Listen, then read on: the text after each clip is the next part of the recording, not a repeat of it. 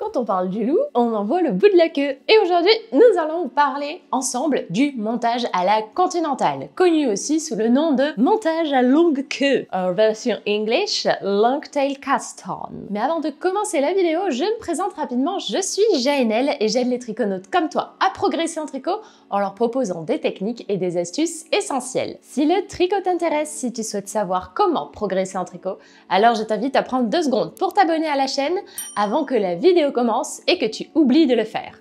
Votre sein gris, j'ai oublié de m'abonner à la chaîne de Jaënel. Clic. Réparons ça tout de suite. Surtout, reste bien jusqu'au bout de la vidéo car on va voir beaucoup de contenu et d'astuces. C'est important que tu aies tout en tête afin de savoir comment réaliser ce montage qui est un vrai classique. T'as la Belle au bois dormant, le petit poussé et t'as le long tail cast on. C'est pareil. Allez, c'est parti pour la première version. Pour commencer, nous allons donc voir ensemble le montage à longue queue, connu aussi sous le montage long tail cast on ou montage à la continentale en version endroit. C'est un montage qui est très polyvalent, assez élastique, mais par contre qui va nécessiter une bonne estimation du fil de marge étant donné qu'on va avoir besoin de 2 brins de fil, dans le sens où on va avoir besoin d'une partie de fil qui n'est pas reliée à la pelote et d'une autre qui est reliée à la pelote. Donc par définition, comme on n'a pas de fil relié ici, forcément on a une quantité limitée, donc il va falloir bien estimer cette partie de fil dont on va avoir besoin pour monter les mailles.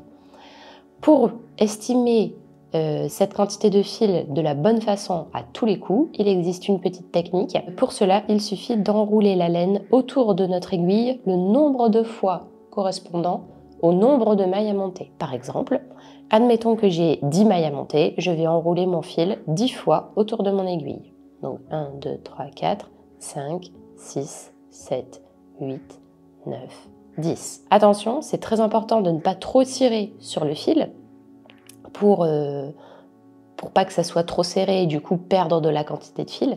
Et il faut faire attention non plus à ne pas faire chevaucher les brins l'un sur l'autre. De même, il faut faire attention à bien le faire sur la partie la plus large de l'aiguille et non pas sur la pointe la plus fine. Donc là, j'ai la quantité nécessaire pour monter 10 mailles.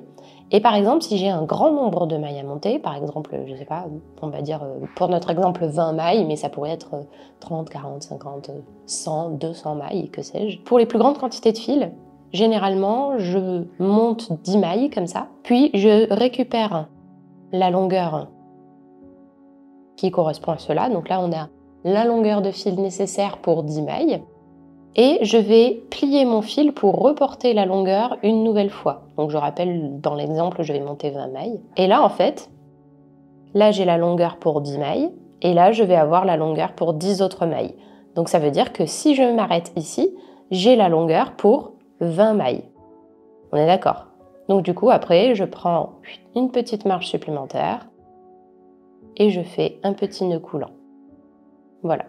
Et là, j'ai la longueur nécessaire de fil pour 20 mailles, plus une petite marge de sécurité. Je place mon nœud coulant sur mon aiguille, je serre doucement, et je vais mettre cette aiguille dans ma main droite. Une fois qu'elle est dans ma main droite, je vais commencer à faire une petite pince, pic pic, comme ça, avec le pouce, l'index, et je vais placer mon pouce, mon index, entre les 2 brins de fil. Pour info, le brin de fil du haut doit être relié à la pelote, le brin de fil du bas ne doit pas être relié à la pelote. Ensuite, je fais ma petite pince, quick quick, et je vais passer cette pince entre les brins de fil et je vais refermer les 3 doigts restants autour de mes 2 brins.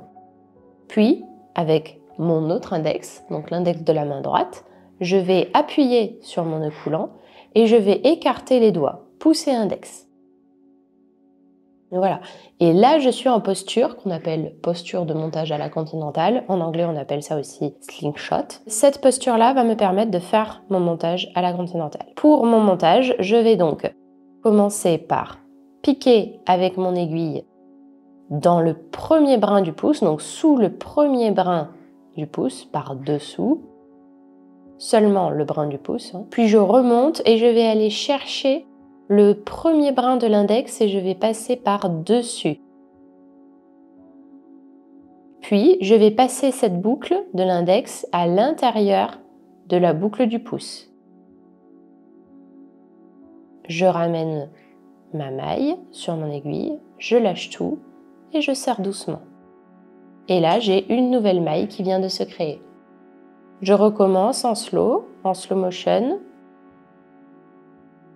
Je passe par-dessous, par-dessus. Je ramène la boucle de l'index dans la boucle du pouce. Je descends et je lâche. Voilà. Et on va faire ça tout du long, encore une fois doucement. Donc, par-dessous le premier brin du pouce, par-dessus le premier brin de l'index, je ramène la boucle de l'index dans la boucle du pouce et je lâche tout. Et on va monter les mailles du coup comme ceci, tout du long.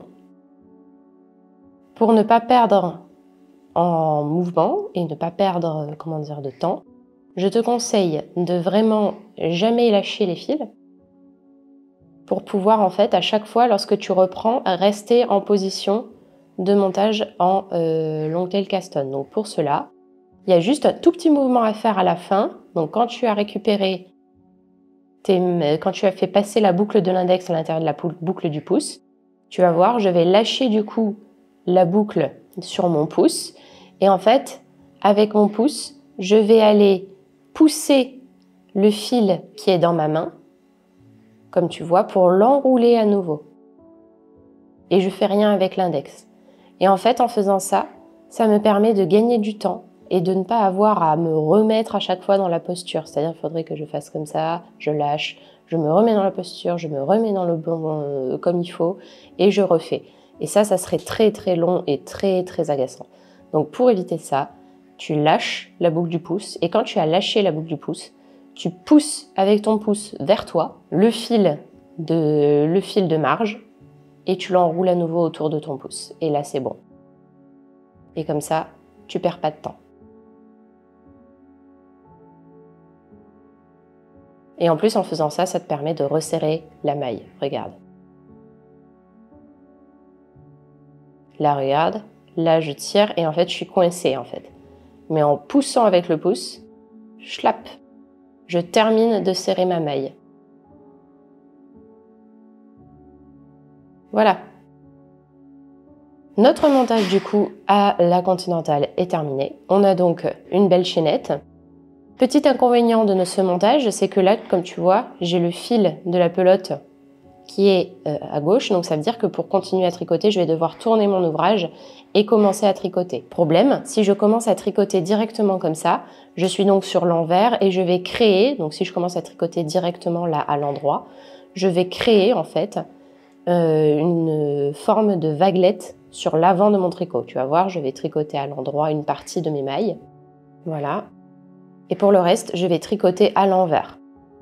Voilà. Moi, c'est un problème de finition qui me travaille pas mal. C'est quelque chose qui est assez important pour moi, en fait. Donc, c'est pour ça que ça me paraît important de te partager ce petit élément parce que c'est quelque chose dont on parle pas toujours, en fait. Qui n'est pas toujours partagé et je trouve ça un peu dommage. Donc, du coup, c'est assez important pour moi de t'en parler aujourd'hui. Pour ce montage, du coup, là, j'ai fait mon premier rang et comme tu vois, si je tricote mes mailles normalement, je vais me retrouver avec du coup ici, là, des mailles envers. Donc pour moi c'est un problème parce qu'on dit souvent que le montage long tail caston est un montage invisible. Du coup c'est pas vraiment le cas parce que ça c'est visible en fait. Ce sont les traces du montage en long tail caston, ces petites vagues me gênent toujours et vraiment je déteste voir ça sur mes tricots. C'est un peu comme les ongles sur un tableau noir pour moi. En fait ces petites mailles du coup correspondent à l'envers du montage, donc au maille endroit que tu as fait ici. Et en fait la plupart des personnes utilisent le long tail caston sans se poser la question du sens dans lequel il faut l'utiliser. En fait, le côté lisse de notre long tail caston, là, ici, là, c'est l'endroit du tricot, on est d'accord. Sauf que pour avoir ce côté lisse, il a fallu que je tricote mes mailles à l'envers. Il a fallu que je tricote mon premier rang à l'envers. Parce qu'en fait, le premier rang de montage de notre long tail caston, c'est des mailles endroits. Et donc du coup, c'est pour ça qu'on a cet effet lisse ici. Et du coup, quand j'ai tourné mon tricot, en fait, j'étais sur l'envers Donc forcément, quand j'ai tricoté mes mailles à l'endroit, eh bien je me suis retrouvée avec, de l'autre côté, du coup, sur le bon sens de mon tricot, je me suis retrouvée avec des mailles envers. Et là, ici, quand j'ai tricoté mes mailles envers, je me retrouve, du coup, avec ce qu'il faudrait que je trouve, c'est-à-dire un beau jersey, et pas des vaguelettes, là, comme ça. C'est quelque chose qui me gêne. Donc pour éviter ça, soit tu tricotes un rang supplémentaire avant de commencer à tricoter, en tricotant ce rang, du coup, à l'envers, soit tu utilises la technique du long tail caston inversé. Et justement, on va la voir ensemble tout de suite. Si tu es arrivé jusqu'ici dans la vidéo, c'est très bien. Mais surtout, reste bien jusqu'au bout, car, eh bien, en fait, il y a un problème à ce montage. Et oui, le montage que tu as vu là te laisse une bordure un petit peu disgracieuse sur le début de ton ouvrage. Et là, maintenant, tout de suite, je vais te montrer comment faire pour s'en débarrasser grâce à une autre version de ce montage qui est très peu connue. Allez, c'est parti pour le montage long tail caston inversé. La technique du montage en long tail caston, elle est extra simple. Donc c'est si tu ne souhaites pas du coup tricoter une rangée supplémentaire à l'envers, c'est la solution qui s'offre à toi, le montage en long tail caston inversé. Donc pour la faire, c'est très simple. On se met exactement dans la même configuration que le montage en long tail caston. Donc on fait la même mise en place que pour le montage avec la méthode continentale version endroit. Et cette fois, on va placer notre fil de marge sur l'index au lieu de le placer sur le pouce. C'est-à-dire le fil qui n'est pas relié à la pelote va se trouver sur notre index, donc en haut, et le fil qui est relié à la pelote se trouve en bas, sur notre pouce. Je vais ensuite insérer l'aiguille dans la boucle de l'arrière de mon index, donc cette boucle-là sur mon index, je vais la chercher par l'arrière et je vais passer l'aiguille sous le brin du pouce. Le brin arrière de mon index, il est là, voilà. C'est celui qui est bien loin, là, bien difficile à attraper. Et après, on va aller chercher le brin du pouce en passant par dessus. Et on fait à nouveau passer notre aiguille dans la boucle de l'index. Et je pousse avec mon index le fil pour pouvoir serrer la maille. Et là, j'ai monté ma première maille en montage long tail caston, donc j'ai 2 mailles sur mon aiguille. Je recommence, je vais aller chercher avec la pointe de l'aiguille le brin arrière de l'index, par dessous, donc par derrière. Puis je vais aller chercher par-dessus la boucle du pouce et je passe la boucle du pouce dans la boucle de l'index. Je serre et j'ai terminé. Je recommence doucement, je vais aller chercher avec la pointe de mon aiguille par derrière la boucle de l'index, puis je vais aller chercher par-dessus le premier brin du pouce, je passe la boucle du pouce à travers la boucle de l'index, je ressors. Et comme tu vois là avec mon index, regarde bien, je vais aller pousser le fil pour pouvoir le remettre sur mon index. Et en même temps, serrer ma maille. Je recommence. Regarde. Et c'est le même système que pour le pouce, c'est-à-dire qu'on utilise l'index pour terminer de serrer la maille et en même temps on en profite pour remettre la maille, le fil pardon, sur notre index. Voilà, regarde.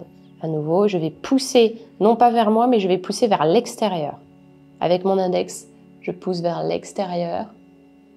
Je termine du coup de serrer la maille et je suis à nouveau en position long tail caston sans avoir à tout reprendre depuis le départ.